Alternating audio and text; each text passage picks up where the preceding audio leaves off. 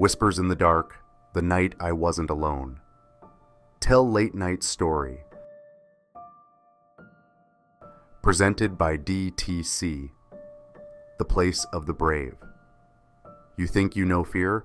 Try being alone in the middle of the Mojave Desert, miles from civilization, with nothing but the ruins of an old abandoned house and the creeping sensation that you're not alone.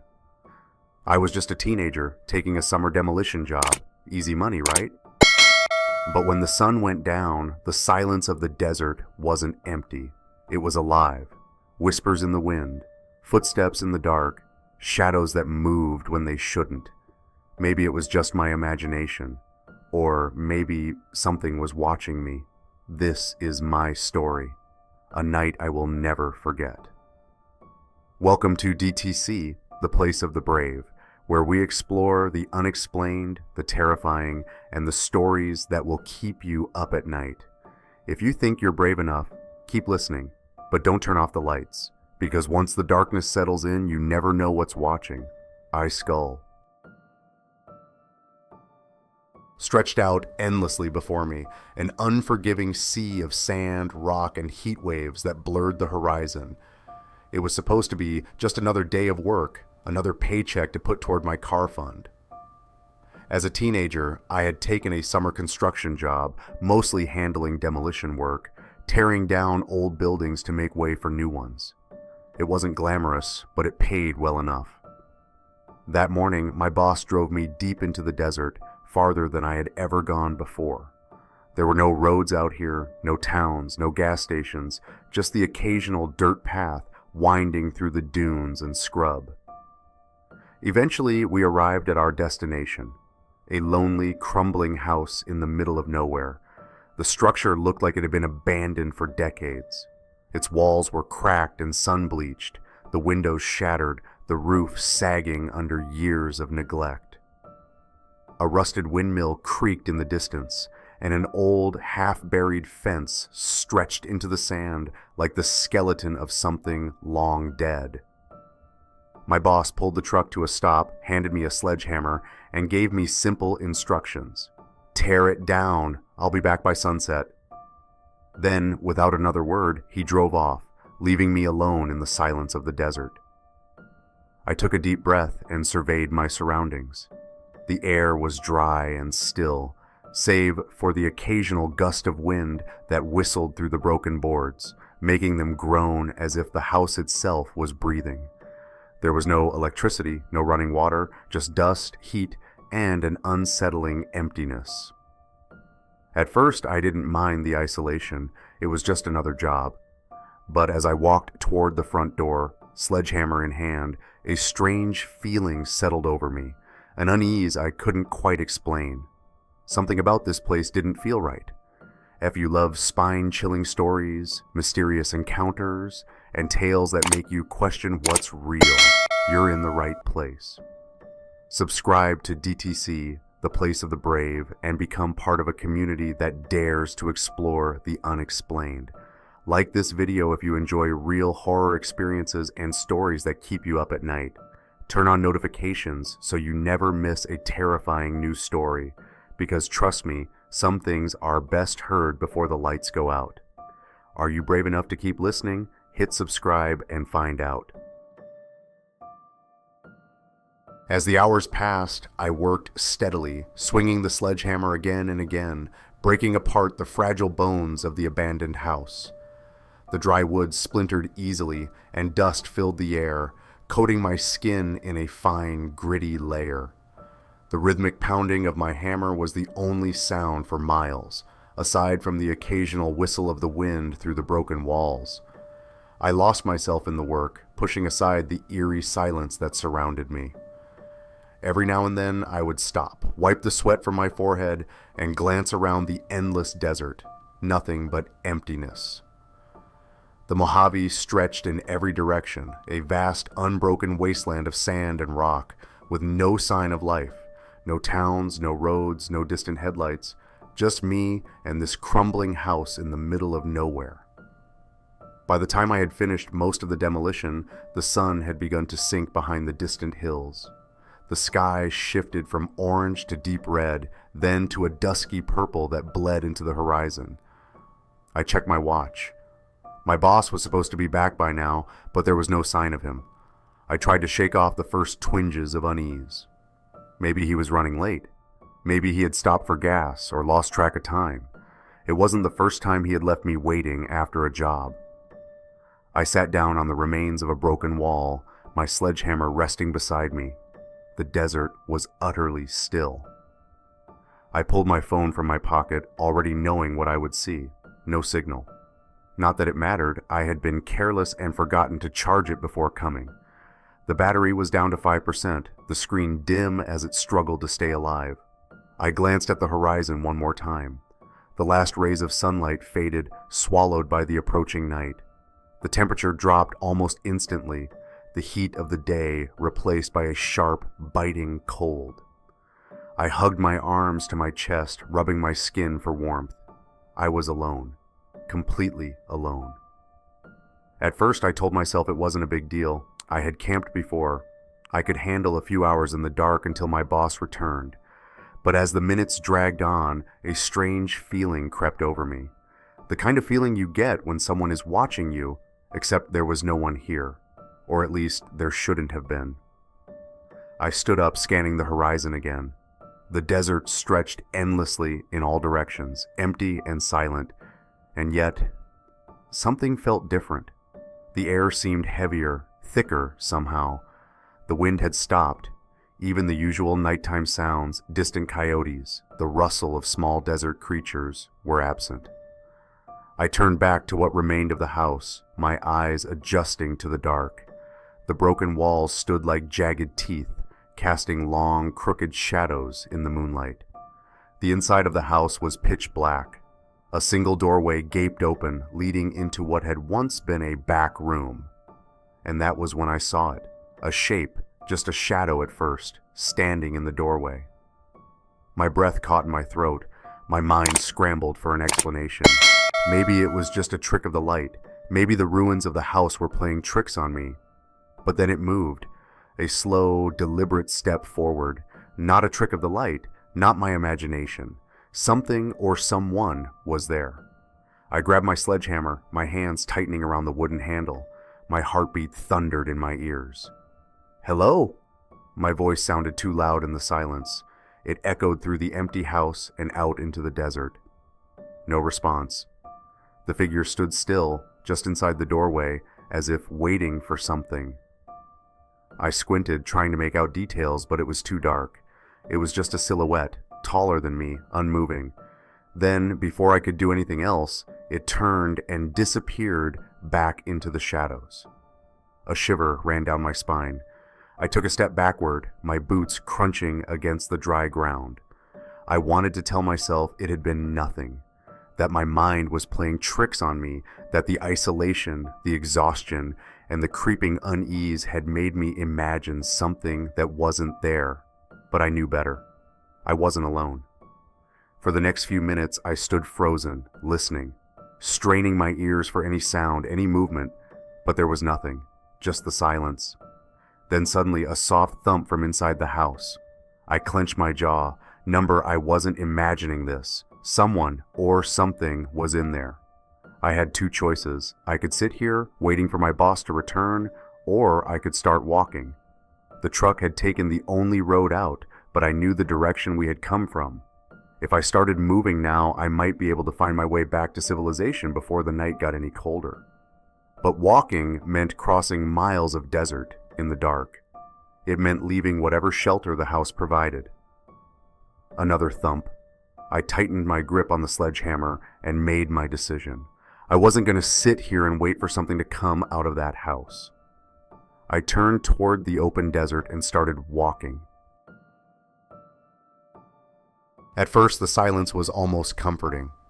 After the long day of work and the weight of the desert heat fading into the night, the quiet felt like a blanket wrapping around me. Even the eerie stillness had its own kind of peace. The stars above burned brilliantly, sharper and clearer than I had ever seen before. The desert had its own rhythm, its own breath. and for a brief moment I let myself believe that maybe, just maybe, my nerves were getting the best of me. But then the noises started, a faint creak, like a floorboard shifting under weight, a whisper, so soft I almost thought I imagined it, a slow, deliberate shuffle of feet on wooden floors. I froze where I stood, my breath hitched in my throat, my muscles locked in place. I had been inside that house all day. I had torn it apart, room by room, smashed its walls, destroyed its floors. I knew every inch of it. There was no one in there. And yet the sounds continued.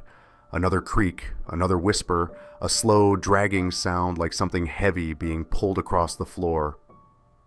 I turned my head, my gaze locked on the darkened doorway of what remained of the house. A shadow moved, just barely, just enough that I wasn't sure if I had really seen it, but the sensation was unmistakable. I was being watched. A chill crawled up my spine, despite the lingering heat of the desert night. I told myself it was nothing. The wind, maybe. The old house settling. It had been standing alone in the elements for decades. Things like that make noise, right? I tried to reason with myself, but deep down, I knew. Then, from the blackness of the house, I heard it. A low, raspy whisper, close, right behind me. I spun around so fast I nearly lost my balance, my heart hammering against my ribs. My fingers tightened around the handle of the sledgehammer, slick with sweat. Nothing. There was nothing behind me, just the open desert stretching out into the night. My breathing was ragged, coming too fast, too shallow. I forced myself to stay still, to listen. The air was thick with silence again, as if the desert itself was holding its breath. And then, another whisper, this time from the house. It wasn't words, at least not in any language I understood. It was more like a breath. A voice dragged across the air, too soft to make sense of, but unmistakably real. I took a step back, and then another.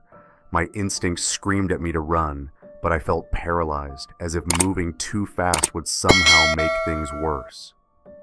Then something moved inside the house, not just a shadow, something real, a shape barely visible in the moonlight, shifting just beyond the doorway. I could make out the outline of shoulders, a head, someone standing in the ruined doorway, watching me. My stomach twisted into knots. "Who's there?" My voice was hoarse, barely more than a whisper. No response. The figure didn't move, didn't breathe, didn't blink. The desert wind stirred, kicking up a swirl of dust between us, and for a second the figure seemed to blur, as if it were part of the shadows themselves. But the moment the dust settled, it was still there, still watching. My legs finally listened to my brain. I took another step back, then another, and then the figure lunged. I stumbled backward, nearly dropping the sledgehammer, my breath caught in my throat. But when I looked again, nothing. The doorway was empty. I stood there, my pulse pounding in my ears, waiting, expecting something else to happen, but nothing did.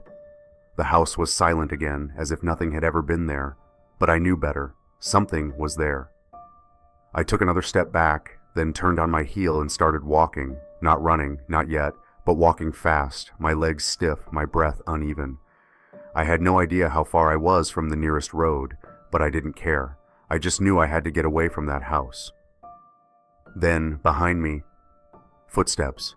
Slow, heavy, deliberate. I didn't turn around. I couldn't turn around. The whispers started again, closer now, then something I could understand. "Don't go." The voice was soft, too close. I ran. The desert stretched ahead of me, endless and empty, but I didn't stop. I didn't dare. I ran until my lungs burned, until my legs screamed in protest. And even then, I kept going. I never looked back. If you love spine-chilling stories, mysterious encounters, and tales that make you question what's real, you're in the right place. Subscribe to DTC, The Place of the Brave, and become part of a community that dares to explore the unexplained. Like this video if you enjoy real horror experiences and stories that keep you up at night. Turn on notifications so you never miss a terrifying new story, because trust me, some things are best heard before the lights go out. Are you brave enough to keep listening? Hit subscribe and find out. I spun around so fast that I nearly lost my footing, my breath coming in short, panicked gasps. My eyes scanned the darkness, darting from shadow to shadow, searching for whatever had whispered to me. But there was nothing. Just the same endless desert, the broken remains of the house, and the eerie silence that stretched in all directions. And yet I could feel it.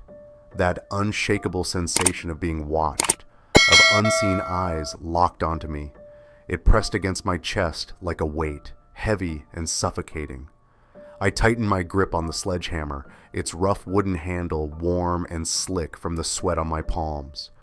I took a slow step back, my boots crunching against the dry dirt. The wind picked up suddenly, hissing through the cracks in the broken boards of the house, making them creak and groan like a dying thing. Then a sound, a thud, deep, heavy, from inside the house. I froze, heart hammering. Then footsteps, slow, deliberate, moving across the wooden floorboards I had spent the day destroying. I wasn't alone. The realization hit me like a punch to the gut, cold and absolute. My breath caught in my throat, and for a moment I was too terrified to move. My mind screamed at me to run, but my legs felt paralyzed as if something unseen had its grip on me. Another step, then another, coming closer. Panic surged through me like fire, snapping me out of my frozen state. I turned and ran. I didn't care where. I just needed to get away from that house, away from whatever was inside. My feet pounded against the ground, kicking up dust as I bolted into the desert. The cold night air burned my lungs, but I didn't stop. And then the whispers returned. Soft at first, barely audible over the pounding of my heartbeat. But they grew louder, more insistent. Dozens of voices. No, hundreds. Some murmuring, others laughing, some weeping. A chorus of sound weaving through the night, surrounding me. I turned my head left, whispers. To the right, whispers. Ahead of me, whispers. And then a figure. Tall, motionless. Standing in the darkness just ahead. A black silhouette against the moonlit desert. I skidded to a stop, my legs shaking. My breath came in ragged gasps as I stared at the figure. It didn't move, didn't breathe. Just stood there, waiting. I took a slow step back. The figure took a step forward. My blood turned to ice. I wanted to scream, to demand who, what it was, but my throat had closed up, strangling the words before they could form. Then, in the distance, another figure emerged, and another. Shadows rising from the darkness. More of them, dozens, lining the horizon, standing in eerie silence, watching me. The whispers turned into something worse, a low, droning hum that vibrated through my bones. It wasn't human, it wasn't natural. I turned and ran again, faster this time, my legs burning from exhaustion and fear. My sledgehammer felt heavy in my grip, but I refused to let go of it. It was the only thing I had, the only thing that made me feel like I had some control. The desert was endless, no roads, no signs of life, just me running through the darkness with those things watching from a distance. Then, ahead of me, a shape, not human, something else. Crouched low to the ground, its body unnatural, its limbs too long. My stomach lurched. It twitched, just slightly, before tilting its head toward me, and then it moved. Fast, too fast. It came at me in a blur of shadow and motion. I swung my sledgehammer blindly, screaming. The impact never came. I stumbled, falling hard onto the dirt, my breath knocked from my lungs. I gasped, scrambling to my feet, gripping the hammer so tightly my knuckles ached, but when I looked up, the figure was gone. The whispers stopped. The desert was empty again. I turned in a slow, desperate circle, scanning the night for any sign of them. The figures, the shadows, the thing that had rushed at me. Nothing. The silence was deafening. I was alone. Or at least that's what the desert wanted me to believe. I didn't wait to find out if they would return. I kept moving, pushing forward through the darkness, praying that I'd reach a road, that my boss would finally come back, that the sun would rise. I didn't stop, I didn't look back, because I knew if I did, they'd be there, watching, waiting, for me to let my guard down. I didn't know how long I had been running. My legs ached, my lungs burned, and my mind was unraveling with every step. The desert stretched endlessly in all directions, swallowing me in its vast emptiness. I wasn't sure if I was even going the right way anymore. The whispers had stopped, the figures had vanished, but the feeling of being watched had only grown stronger. Every instinct screamed at me to keep moving, to not stop, to not look back. Then, a blinding beam of light cut through the darkness. I flinched, my hands instinctively shielding my face. The sudden brightness felt unnatural after so long in the pitch-black desert. My heartbeat pounded in my ears as I staggered back, momentarily blinded. Then a voice, a familiar voice. "Hey, what the hell are you doing out here?" I froze. My breath caught in my throat. That voice. I turned toward the light, my vision still adjusting, and saw a shadowed figure standing behind it. For a split second, panic gripped me again. Was this another trick? Another one of them? But then the light shifted, revealing a face. My boss. I had never been happier to see him in my life. A choked breath of relief escaped my lips as I stumbled toward him, my legs weak and shaking beneath me. He stood there, holding a flashlight in one hand and a cigarette in the other, his usual annoyed expression twisted into something between concern and irritation. "You look like you just saw a damn ghost," he muttered. I stopped a few feet in front of him, struggling to catch my breath. My mouth was dry, my hands still gripping the sledgehammer as if my life depended on it.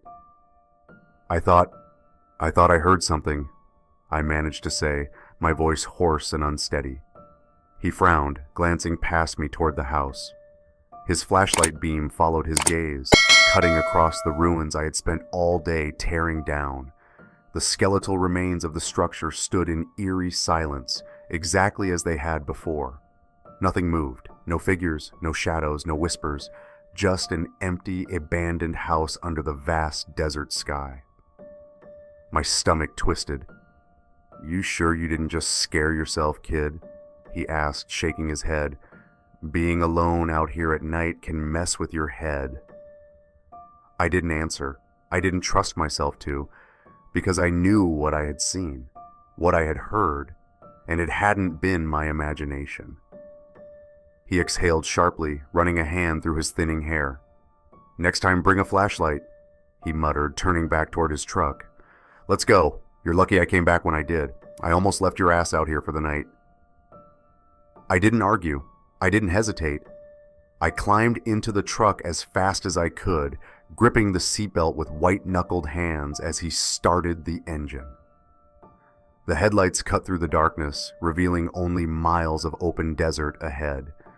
I didn't look back. I couldn't, because deep down I knew if I did, I might see something standing there, still watching, still waiting. And this time it might not let me leave.